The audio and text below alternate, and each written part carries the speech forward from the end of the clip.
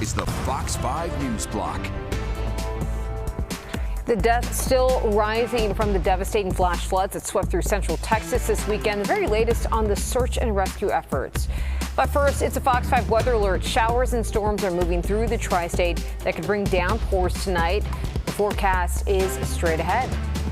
Good afternoon, I'm Bianca Peters. Welcome to the News Block. Let's get right over to weather. It is hot and humid outside, and the remnants of Tropical Storm Chantal are bringing the threat of heavy rain to parts of our area.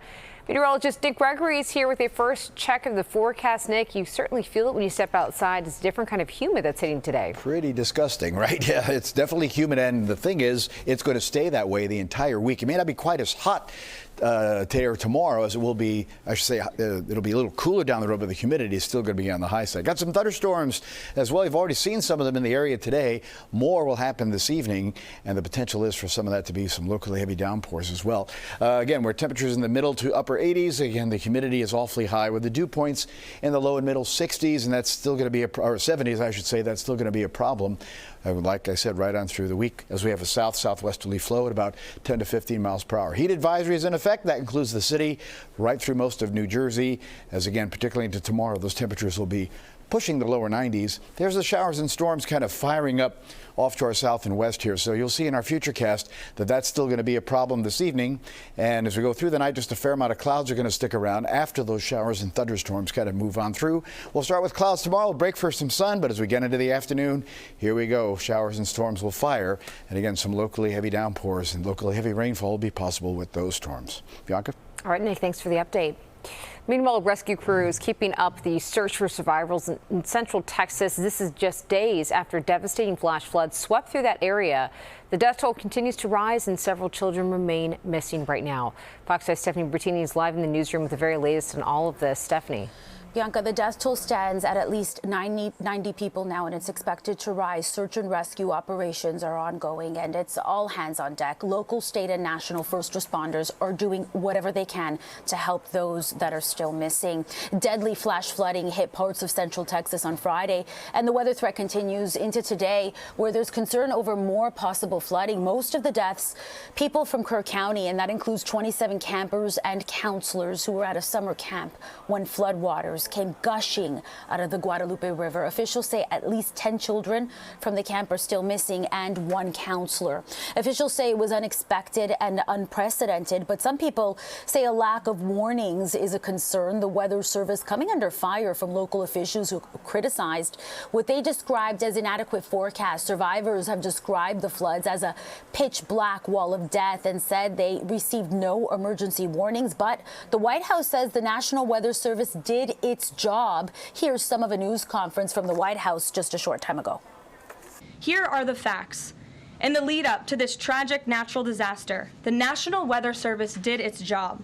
Despite unprecedented rainfall, the National Weather Service executed timely and precise forecasts and warnings. At this time, the administration's focus will be on giving the victims and their communities the support they deserve during these recovery efforts in this tragic time. May God bless the great people of Texas, especially the parents who have lost their children. President Trump loves you. We are praying for you, and he will be traveling to see you later this week. And we're monitoring this developing story, a tragedy for many, especially those families affected. Bianca. Certainly, Stephanie, thank you for the update. Meanwhile, you can join Fox in supporting recovery efforts of the devastating floods in Texas. Visit go.fox/TX flood relief, or you can scan the QR code on your screen to support the Kerr County Flood Relief Fund. Your donation supports the community foundation of the Texas Hill Country's relief and rebuilding efforts. All right, some more breaking news unfolding in Texas right now, where police say a 27-year-old man opened fire on a Border Patrol facility in McAllen.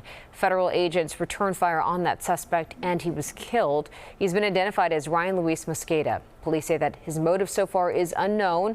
They say that he was carrying an assault rifle and wearing a utility vest. They also found another gun and more ammunition in his car.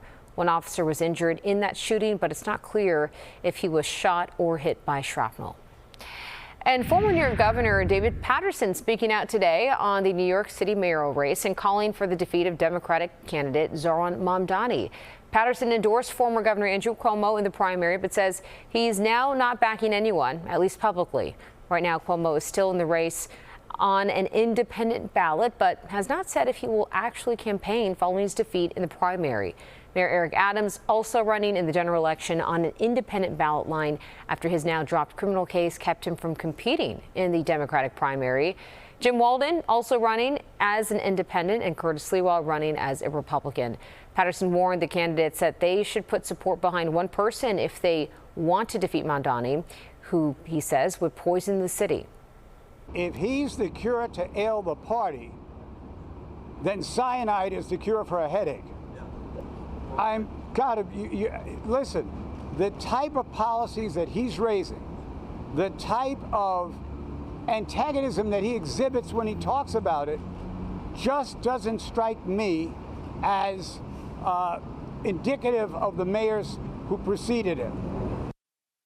Mamdani has not yet received endorsements from several other top New York Democrats, including Governor Kathy Hochul, Senator Charles Schumer, and House Minority Leader Hakeem Jeffries.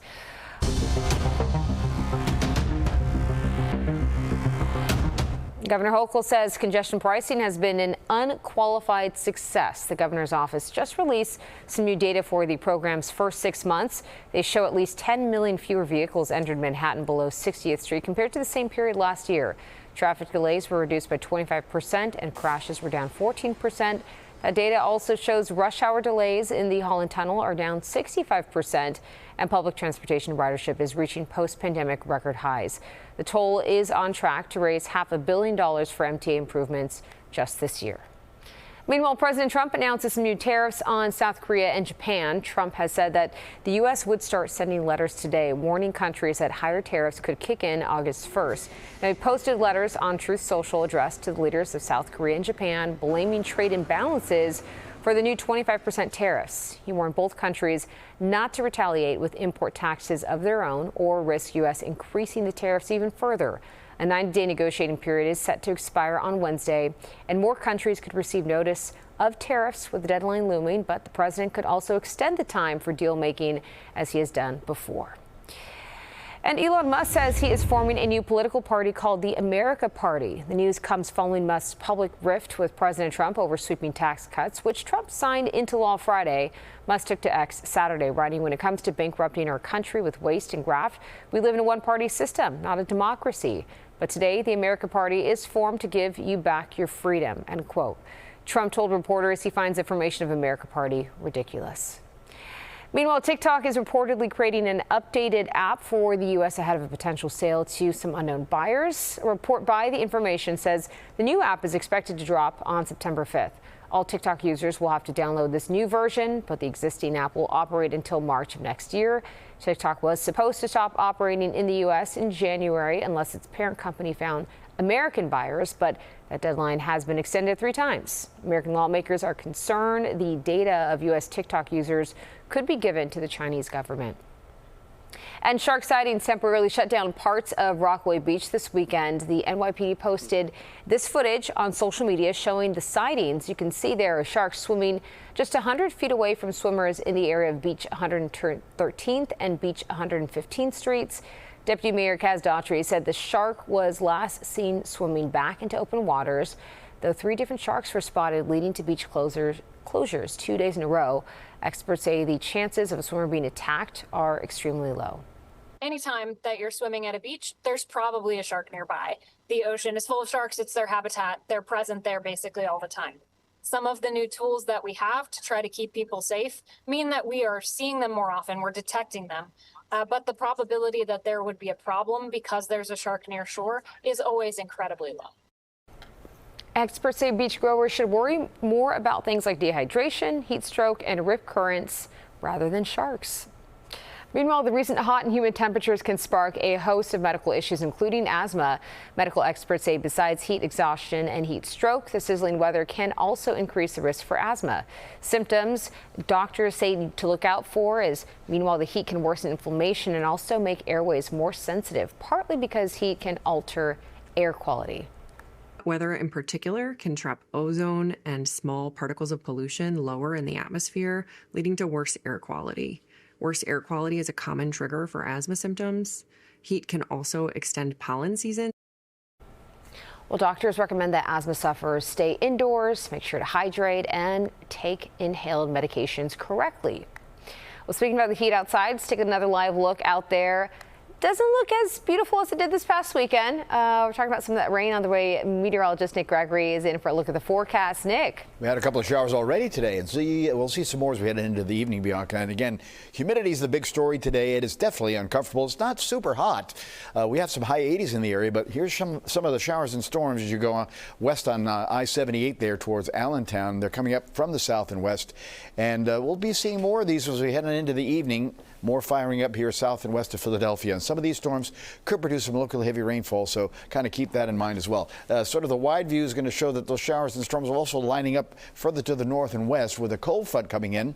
Eventually, that system is going to get closer to us. Ahead of it, though, tomorrow, we're going to be seeing temperatures climbing right up into the low 90s in many spots, and even at the coast, probably mid to upper 80s there. But there will be, again, some more scattered showers and thunderstorms. Here's some of them going through the early part of tonight, and then just a rather cloudy night and a humid night. Clouds will break for some sun as we get to about late morning, and again into the afternoon. Here come the showers and thunderstorms. Some of these could produce some locally heavy downpours. We do have a slight risk for severe weather as well of south and west of the city tomorrow. So we head into Wednesday, same kind of deal, sun and clouds. We can't rule out some scattered afternoon showers and thunderstorms, or they may not quite be as numerous as they'll be around the area for tomorrow. There's that slight risk of storms again, mostly through western central New Jersey in through southeastern Pennsylvania. That heat advisory is in effect, by the way, and again, this is going to pretty much be the story as we head on in through tomorrow because of those temperatures getting into the low 90s.